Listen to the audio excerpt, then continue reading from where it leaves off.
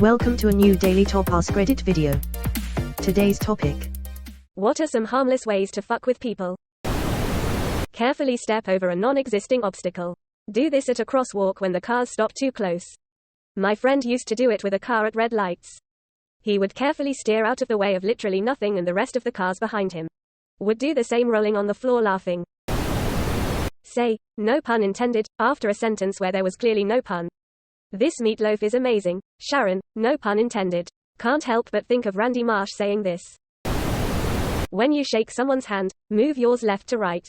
As they do the traditional up and down, a hilarious circle ensues. ...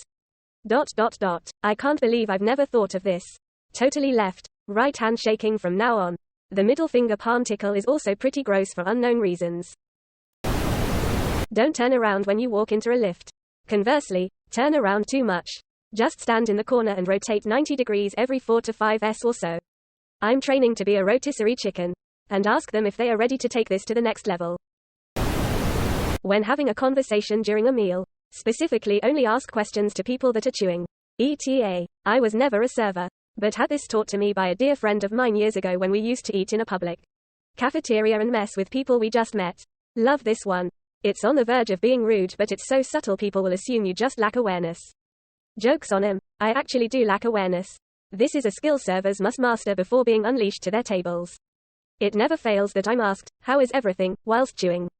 This is a purposeful tactic to both show attentiveness to the table while avoiding getting stuck in a conversation. I put a tiny piece of masking tape over my coworker's mouse laser on April Fool's Day one year.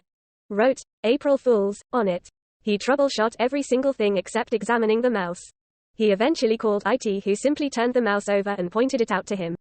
Plug in a second mouse, leave it under their desk but so you can reach it with your foot.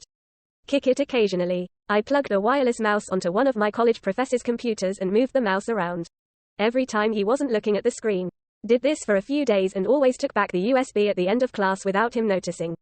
Finally, when doing my final presentation, he realized what was happening when I took my own mouse up with me to click through the slides. Whenever I visit my extended family across the country, I bring a bag full of random remotes that I don't use anymore. Just random remotes that go to old DVRs or anything really. Just hide them around their house, they only recently caught on. Oct said harmless. That's the devil's work. How do you have several bags of remotes you don't use? Never throw one away, because it's still good. My bill. I know someone who always takes an item to a party and leaves it somewhere in the house. I.e. a trinket, tchotchke. My aunt fills her medicine cabinet with ping pong balls whenever she has a party. Have they ever made it through the party without being released? Friend of mine once did this with an insanely overgrown turnip from her garden. Like this thing was literally the size of a child. She left it in the passenger seat of their truck with a seatbelt on it. In the same vein, add a decoration to their Christmas tree. My mother and I do this to her mom. My grandmother is a stereotypical old white lady, for a little context. And we go to Lovers, or Spencer's, or wherever and find the most inappropriate ornament we can and leave it on her Christmas tree. Tucked off to the far side so she doesn't see it until she's taking her tree down. Our favorite too includes Santa doing bicep flexes in just his hat. And a stocking on his you-know-what. And Santa and Mrs. Claus with her skirts up, doggy style. We get great enjoyment out of this. Especially in January when my mom calls her mom for their weekly chat. And grandma is going on about this ornament she found and she doesn't know where it came from. Mom has to mute the phone because we're laughing our asses off. I found this insanely ugly tie at the Goodwill. I think it had like a soccer field on it with these drawings of little kids playing soccer. I brought it home and hung on my husband's tie rack under some other ties. 6 months or so later he finds it.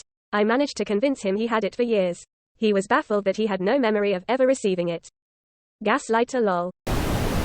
If I know someone is walking a little ways behind me and I turn a corner with nobody else around, I like to run 10 to 20 steps to widen the gap and then laugh to myself thinking that the person behind me will be confused. I doubt anyone ever notices, but I get a kick out of it every time.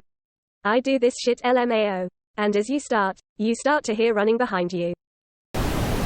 My mother-in-law is meticulous about her home decor. One day, we come over and she out of the blue asks if we have been flipping one of her decorations on its side every time we visited. We were puzzled until our 6-year-old started cracking up. The little monster had been switching it for months. Everyone got a good laugh out of it. Kid was playing the long game, that's impressive. Usually kids can't wait to brag about their mischief. Yours waited till it actually came up in conversation. Hilarious. For a 6-year-old, that is a frightening amount of patience. Ask, what was your, or your wife's, husband's, sister's, etc. name again? After they answer, I shake my head and say, no, that's not it. Quote. Bonus points if it's a stranger. After giving a compliment, say, no offense, and watch them struggle to find the non-existent insult. I love this idea, no offense. Your comment is hilarious, no offense.